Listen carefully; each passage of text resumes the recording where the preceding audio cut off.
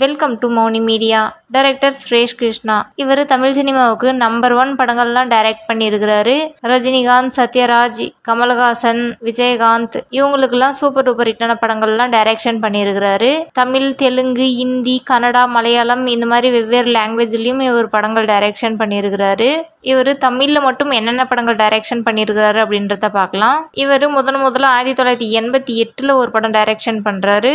அது அர்ஜுன் அப்படின்ற ஒரு படம் இந்தியில் மிகப்பெரிய வெற்றி அடைஞ்ச படத்தை அப்படியே தமிழில் ரீமேக் பண்ணுறாரு. அந்த படம் மிகப்பெரிய வெற்றி அடையுது. அந்த படத்தை நடிகர் கமலஹாசனுக்கு தான் கொடுத்துருப்பாரு. கமலஹாசனுடைய கெரியரில் அது ரொம்பவும் முக்கியமான படம். அதில் அவ்வளோ அதிரடியாக கமலஹாசன் நடிச்சிருப்பாரு. அந்த படம் தாங்க சத்யா அப்படின்ற படம். சத்யா அப்படின்ற படம் எவ்வளோ பேருக்கு பிடிக்கும்னு கமெண்ட்ல சொல்லுங்க. அதுக்கப்புறமா தெலுங்குல ஒரு படம் டைரக்ஷன் பண்ணுறாரு. இவர் தெலுங்குல டைரக்ஷன் பண்ண படத்தை அப்படியே தமிழில் டப் பண்ணி அப்படியே ரிலீஸ் பண்ணுறாங்க. அந்த படத்தையும் கமலஹாசனுக்கு தான் பண்ணாரு. அந்த படமும் சூப்பர் டூப்பர் ஹிட் ஆச்சு. தெலுங்குல இந்திரடு சந்திரடு அப்படின்ற படம், தமிழ்ல இந்திரன் சந்திரன் அப்படின்ற படம். அந்த படமும் வெற்றி அடைஞ்சது. அதுக்கப்புறமா 1990 ராஜா கைய வச்சா அப்படின்ற ஒரு படத்தை டைரக்ஷன் பண்றாரு. அந்த படத்துல பிரபு, கௌதமிலாம் நடிச்சிருப்பாங்க. இந்த படத்தை ஒரு மிகப்பெரிய வெற்றி படம் அப்படின்னு சொல்ல முடியாது, ஆனா ஓரளவுக்கு வெற்றி படம் தான். அதுக்கப்புறமா ஒரு படம் ரஜினிகாந்துக்கு டைரக்ஷன் பண்றாரு. இவர் டைரக்ஷன் பண்ண அந்த 3 படமே வெற்றி அடைஞ்சதுக்கு அப்புறமா நடிகர் ரஜினிகாந்தும் சுரேஷ் கிருஷ்ணாவும் சேர்ந்து ஒரு படம் பண்றாங்க. ரஜினிகாந்த் கூட சேர்ந்து பண்ண முதல் படமே சூப்பர் டூப்பர் ஹிட் ஆகுது. இதுக்கு முன்னாடி கொடுத்த வெற்றி படங்கள்லாம் ஒண்ணுமே இல்லை அப்படின்ற லெவலுக்கு இந்த படம் வெற்றி அடையுது. இவங்க 2 பேருடைய காம்பினேஷன் ரொம்பவே கிளிக் ஆயிடுச்சு அப்படின்ட்டு தமிழ் சினிமாவில் பேசிக்கினாங்க. அந்த படம் தாங்க அண்ணாமலை. ஆனால் ஆக்சுவலாக இந்த படம் ஹிந்தியில் துர்கா அப்படின்ற படத்தை ரீமேக் பண்ணாரு. ஆனால் அந்த படம் இந்தியை விட தமிழில் மிகப்பெரிய வெற்றி படமாக மாறுச்சு. தமிழ் ரசிகர்களுக்கு அந்த கதை ரொம்பவும் பிடிச்சிருச்சு. அதுக்கப்புறமா நடிகர் சரத்குமாருக்கு ஒரு படம் டைரக்ஷன் பண்ணுறாரு. ஆனால் அந்த படம் மிகப்பெரிய வெற்றி படம்னு சொல்ல முடியாது. சரத்குமார் அந்த படம் சூப்பராக இருக்கும். அந்த படம் தான் வேடன் அப்படின்ற படம். அந்த படம் 1993 வெளியே வருது. அதுக்கப்புறமா அதே வருஷத்துல அர்ஜுனுக்கு ஒரு படம் டைரக்ஷன் பண்றாரு. ரோஜாவை கில்லாதே அப்படின்ற படம். இதுவும் சுமாரான வெற்றி படம் தான். என்னடா இது, அண்ணாமலை மாதிரி மிகப்பெரிய வெற்றி படத்தை கொடுத்துட்டு வேடன், ரோஜாவை கில்லாதே இந்த மாதிரி படத்தை கொடுக்குறாரு அப்படின்ட்டு மக்கள் கொஞ்சம் டிஸ்டர்பா இருந்தாங்க. அதனால திரும்பவும் ரஜினிக்கே ஒரு படம் டைரக்ஷன் பண்றாரு. ரஜினிக்கு பண்ணும்போது தெலுங்குல ஹிட்டான ஒரு படத்தை எடுத்து ரீமேக் பண்ணலாம் அப்படின்ட்டு பண்றாங்க. அந்த படம் சூப்பர் டூப்பர் ஹிட் ஆகுது. அந்த படம் தாங்க வீரா அப்படின்ற படம். அதுக்கப்புறமா அடுத்த வருஷமே ரஜினிகாந்துக்கே இன்னொரு படம் டைரக்ஷன் பண்றாரு. அந்த படம் சுரேஷ் கிருஷ்ணாவுடைய சினிமா வாழ்க்கையிலயும் சரி, ரஜினிகாந்துடைய சினிமா வாழ்க்கையிலயும் சரி, தமிழ் சினிமாவிலையும் சரி, தமிழ் சினிமாவில் அப்போ இருந்து இப்போ வரைக்குமே நம்பர் 1 படம் அப்படின்ட்டு அந்த படத்தை தாராளமாக சொல்லலாம். அதில் ஒரே டவுட்டு கூட கிடையாது. அவ்வளவு பெரிய வெற்றி அடைஞ்ச படம் அது. அந்த படம் 1995 வெளியே வருது. இந்த படம் நான் சொல்லும் போதே என்ன படம்னு கெஸ் பண்ணியிருந்தீங்கன்னா கமெண்ட்ல சொல்லுங்க. என்னடா இது, ரஜினிகாந்துடைய சினிமா வாழ்க்கையிலயும் நம்பர் 1ன்றாங்க, சுரேஷ் கிருஷ்ணாவுடைய சினிமா வாழ்க்கையிலயும் நம்பர் 1ன்றாங்க, தமிழ் சினிமாவிலேயே நம்பர் 1ன்றாங்க. அப்படியேப்பட்ட படம் என்ன அப்படின்றது உங்களுக்கு ஆச்சரியத்தை கொடுக்கலாம். ஆனா அந்த படம் என்ன படம் அப்படின்றத சொன்னா நீங்க ஒத்துக்குவீங்க. அந்த படம் தாங்க 1995 வெளியே வந்த பாஷா அப்படின்ற படம். பாஷா அப்படின்ற படம் சுரேஷ் கிருஷ்ணா எழுதின கதை. இது எந்த படத்தினுடைய ரீமேக்கும் இல்ல, ரஜினிகாந்துக்காகவே ஸ்பெஷலா உருவாக்குனார் அவரு. அட, நம்ம இத்தனை நாளா தப்பு பண்ணிட்டீங்களே, ரீமேக் பண்ணியிருக்கிறீங்களே, நம்ம ஒரிஜினலாவே படம் எடுத்திருக்கலாமே அப்படின்னு ஃபீல் பண்ற லெவலுக்கு இருந்துச்சு அந்த படம். அதுக்கப்புறமா அடுத்த வருஷமே இன்னொரு படம் பண்றாரு.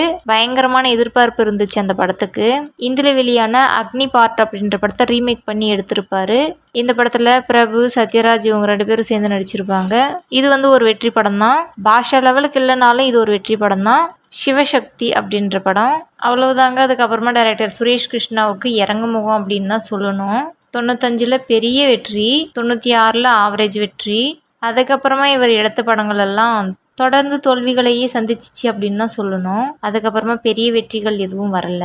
ஹாஹா அப்படின்ற படத்தை ஒரு புதுமுக ஹீரோவுக்காக ஒரு படம் டைரக்ஷன் பண்ணாரு. அதுக்கப்புறமா ஒருவன் அப்படின்ற படத்தை சரத்குமாருக்கு டைரக்ஷன் பண்ணாரு. அதுவும் தோல்வி படம். அதுக்கப்புறமா சங்கமம் அப்படின்ற ஒரு படத்தை பண்ணாரு. அதை ஒரு சுமாரான வெற்றி படம் தான் சொல்லணும். பெரிய வெற்றியும் இல்லை, ஆவரேஜான வெற்றியும் இல்லை. அதுக்கப்புறமா மிகப்பெரிய எதிர்பார்ப்புல கமலஹாசனுக்கு ஒரு படம் டைரக்ஷன் பண்றாரு. இவர் தொடர்ந்து தோல்வி படங்களவே கொடுத்துட்டு இருந்தாரு. அந்த நேரத்துல கமலஹாசனுக்கு ஆளவந்தான் அப்படின்ற ஒரு படத்தை டைரக்ஷன் பண்றாரு.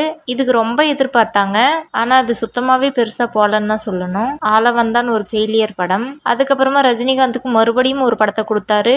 ஏன்னா ஏற்கனவே ஜெயிச்சாரு, திரும்பவும் அவ்வளோ பெரிய வெற்றி அடையணும்னு ஒரு படத்தை கொடுத்தாரு. ஏன்னா இவங்களுக்கெல்லாம் ஆரம்ப காலகட்டத்தில் வெற்றியை கொடுத்தாரு.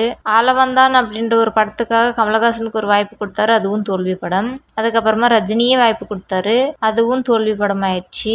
அந்த படம் தாங்க பாபா அப்படின்ற படம். இது ஒரு ஃபெயிலியர் படம். ஃபெயிலியர்ன்றது நான் கலெக்ஷனை வச்சு சொல்லலை, ரசிகர்களுக்கு பிடிச்சிச்சா பிடிக்கலையா அப்படின்றத வச்சு தான் சொல்கிறேன். பாபா அப்படின்றது ஒரு ஃபெயிலியர் படம். அதுக்கப்புறமா கஜேந்திரா அப்படின்ற ஒரு படத்தை விஜயகாந்துக்கு பண்ணாரு. இவங்களுக்காவது 2-3 வெற்றி படங்களை கொடுத்தாரு. அதுக்கப்புறமா தோல்வி படத்தை கொடுத்தாரு, அதில் ஒரு நியாயம் இருக்குது. அதுக்கப்புறமா விஜயகாந்துக்கு முதன்முறையாக ஒரு படம் கொடுக்குறாரு, அது தோல்வி படமாக கொடுத்தாரு. அது என்ன படம்னா தெலுங்குல SS ராஜமௌலி டைரக்ஷன் பண்ணி வெளிவந்த ஒரு கதை. அது தெலுங்குல மிகப்பெரிய வெற்றி அடைஞ்ச ஒரு படம். அந்த படத்தை ரீமேக் பண்ணி விஜயகாந்துக்கு டைரக்ஷன் பண்றாரு, அது படுதோல்வி அடையுது அந்த படம். அந்த படத்தை ரொம்ப பெருசாக எதிர்பார்த்தாங்க. விஜயகாந்துக்கு கஜேந்திரா அப்படின்னு டைரக்ஷன் பண்ண படம் படுதோல்வி அடையுது. அதுக்கப்புறமா தமிழில் அப்போதைக்கு நல்லா வளர்ந்து வந்துட்டு இருந்த தனுஷ்க்கு ஒரு படம் பண்ணுறாரு, பரட்டை என்கிற அழகு சுந்தரம் அப்படின்ற படம். இது கன்னடாவில் வெளியான சூப்பர் டூப்பர் ஹிட்டான ஒரு படத்தினுடைய ரீமேக்கு. ஆனால் அங்கே வெற்றி அடைஞ்ச படம் இங்கே தமிழில் தோல்வி படமாக ஆயிடுச்சு. அதுக்கப்புறமா தமிழில் வரத்துக்கு ஆறுமுகம் அப்படின்ற ஒரு படத்தை டைரக்ஷன் பண்ணுறாரு, அதுவும் தோல்வி படம். அண்ணாமலையை அப்படியே ரீமேக் பண்ண மாதிரி இருக்கும் அந்த படம். அதுக்கப்புறமா இளைஞன் அப்படின்ற ஒரு படத்தை டைரக்ஷன் பண்ணுறாரு, அதுவும் தோல்வி படம். அவ்வளவுதாங்க. இவர் தமிழ் சினிமாவுக்கு பல வெற்றி படங்களையும் கொடுத்துருக்கிறாரு, பல தோல்வி படங்களையும் கொடுத்துருக்கிறாரு. எது எப்படி இருந்தாலும் தமிழ் சினிமாவுக்கு சுரேஷ் கிருஷ்ணாவுடைய பங்களிப்பு அப்படின்றது ரொம்ப ரொம்ப அதிகம்னு தான் சொல்லணும். உங்களுக்கு சுரேஷ் கிருஷ்ணா டைரக்ஷன் பண்ண படம் பிடிக்கும்னா இந்த வீடியோக்கு ஒரு லைக் பண்ணிவிட்டு அது என்ன படம் அப்படின்றத கமெண்டில் சொல்லுங்கள். இந்த மாதிரி அடுத்தடுத்த தகவல்களுக்கு எங்கள் மௌனி மீடியா சேனலோட இணைந்திருங்கள். அடுத்த வீடியோவில் சந்திக்கலாம். நன்றி.